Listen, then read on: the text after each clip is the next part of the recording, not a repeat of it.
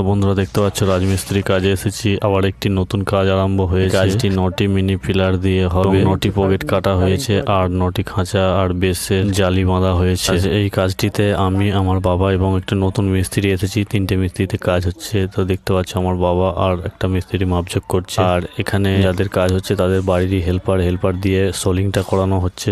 বালি ফেলা হয়েছে এবং সোলিং করানো, এটা সোলিং করানো হচ্ছে। আজকের মধ্যে রডের মোটামুটি নিচের কাজটা কমপ্লিট করতে হবে, কারণ কালকে এগুলো বেশ ঢালাই। এখানে আমাদের নিজস্ব কোনো হেল্পার নেই, যাদের কাজ হচ্ছে তাদের বাড়িরই হেল্পার দিয়ে এই কাজটি। তারা চাইছে যে যেটুকু সেভ করা যায় সেই জন্য নিজেরা খেটে তো করে নিচ্ছে। বন্ধুরা দেখতে পাচ্ছ সোলিংটা করছে।